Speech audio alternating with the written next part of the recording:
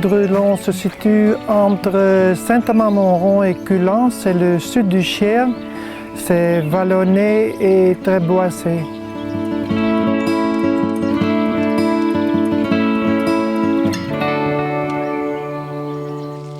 Quand on a vu Drulon, on est tout de suite tombé amoureux du lieu. J'ai visité Drulon avec Nanou pour l'achat. Elle a dit c'est ça ou c'est rien et c'est maintenant ou jamais. On l'a trouvé en ruine presque.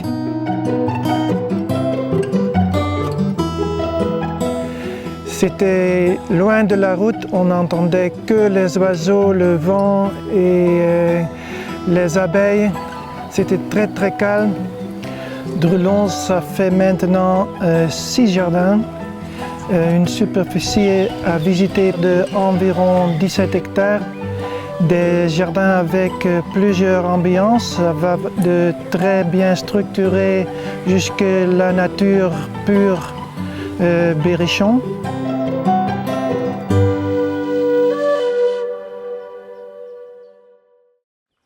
J'ai quitté les Pays-Bas, j'ai vendu mes terres et ma maison là-bas parce que je trouvais que les Pays-Bas sont devenus trop petits.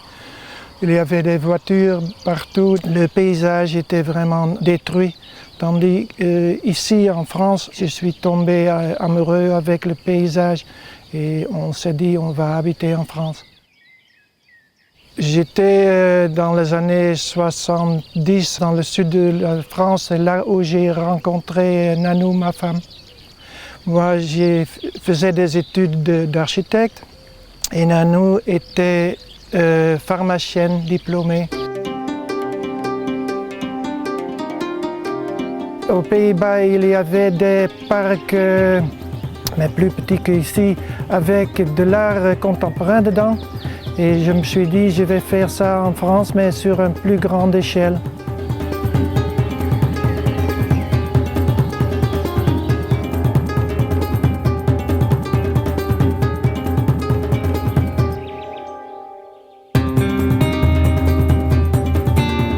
Les artistes envoient maintenant des dossiers pour venir exposer ici. Maintenant, on a des artistes du monde entier. Le pays d'où vient l'artiste, ça ne nous intéresse pas vraiment. On veut surprendre les visiteurs.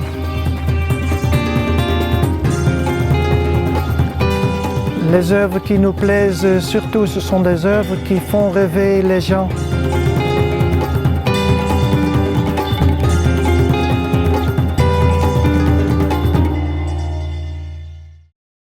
Le jardin floral a été planté de façon que c'est toujours coloré, mais le moment optimal pour voir toutes les couleurs, c'est fin mai, début juin, parce qu'à ce moment-là, tous les rosiers sont en fleurs, les vivaces sont en fleurs, c'est un spectacle incroyable.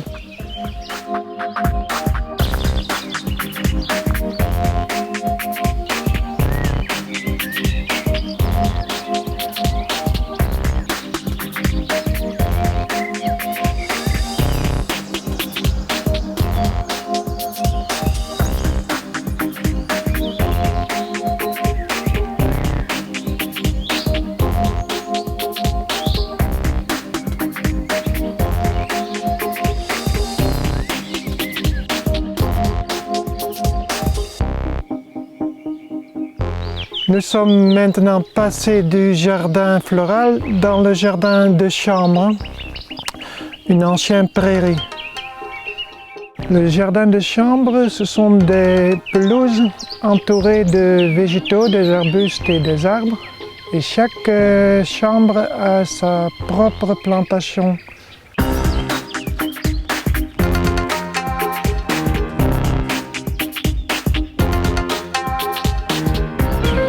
Nous sommes maintenant au milieu du grand cercle.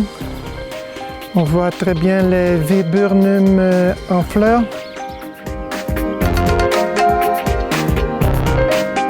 On va vers le théâtre de verdure. On passe par le petit cercle avec l'installation de Henk van Rooij, des figurines en grès.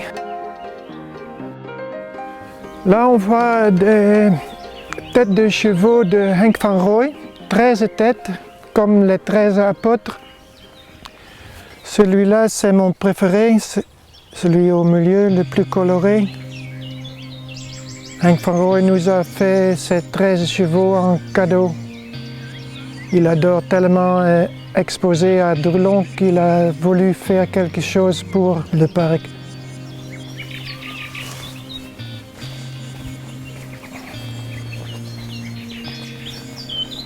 Là, on entre dans la partie naturelle. Il y a les espèces indigènes, les chênes, surtout des chênes, des genêts, des ajoncs. Et puis partout des œuvres d'art.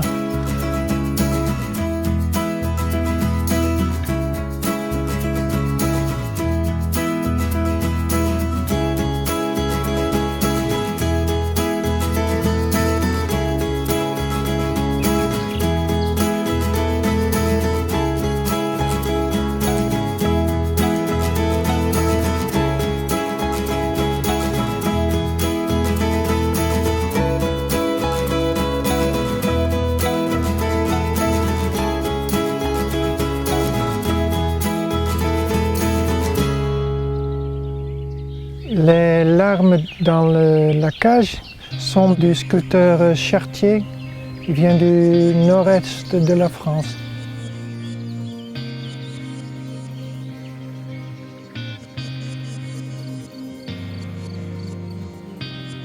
Ça est fait par deux sculpteurs, la partie métallique par l'un et la partie en pierre par l'autre.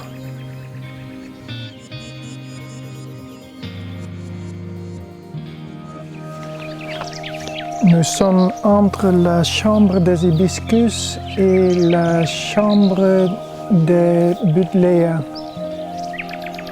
les arbustes des papillons. Tous les enfants peuvent courir. Il n'y a pas de guide qui les suit sur leurs pas, donc ils font ce qu'ils veulent.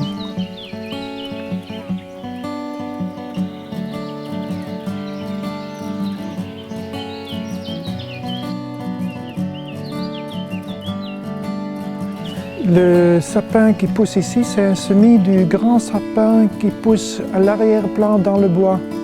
Au bout d'un moment, on a vu un petit sapin et on a l'habitude de laisser pousser. Le jardin dans lequel on se trouve maintenant, c'est le jardin de Bacchus. Il est situé en face du château. Tout autour, il y a des vignes. Il y a plus de 1500 pieds et il y a plusieurs rangs et ils sont composés de 15 variétés de raisins de table. Ici, on a planté des carrés de d'ifs. À l'intérieur, il n'y a que des dahlias que j'ai semés moi-même. Et dans 2 semaines, 2-3 semaines, les premiers seront en fleurs. Et ce sont des carrés complètement colorés, de toutes des couleurs différentes, toutes des formes différentes, des dahlias pleines, des dahlias simples, doubles. Il y a les pivoines herbacées et au milieu, il y a les pivoines arbustives. Nous sommes maintenant dans le jardin secret Quand nous sommes venus ici, c'était complètement envahi par les ronces de la lierre. Ça m'a pris 3 semaines pour enlever tout ça et brûler les ordures. Et maintenant, on voit bien les murs, le toit, parce que le toit était complètement couvert. Le jardin s'appelle jardin secret parce qu'il est complètement emmuré. Si on ne le montre pas aux visiteurs, personne ne va le trouver. C'est le jardin du château. À l'origine, c'était prévu comme jardin privé et finalement, on l'a ouvert au public pour faire passer les gens dans le jardin secret.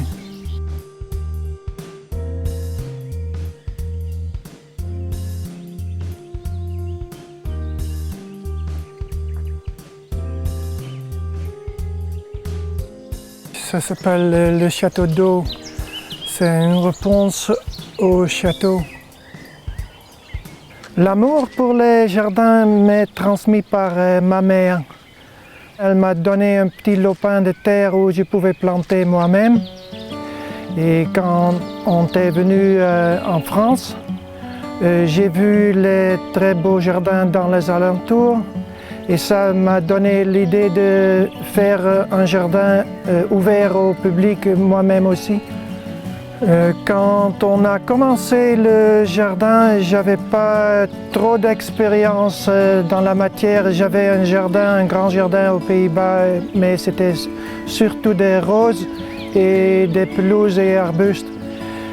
Tandis ici, on a une très grande collection de vivaces aussi. Et ça, on apprend sur le tas, en travaillant dedans. Le jardin tel qu'il est maintenant répond très bien à mes vœux. C'est exactement ce que j'avais en tête. Pour moi, ce travail, ce jardin, le contact avec les artistes, c'est un rêve qui s'est finalisé. C'est vraiment ici que ça s'est accompli. À savoir que c'était habité depuis longtemps et que les terres étaient travaillées. Ça me donne l'envie de continuer. Je suis content que mon fils est agriculteur, que c'est lui maintenant qui travaille les terres. Et moi, je peux continuer dans les jardins.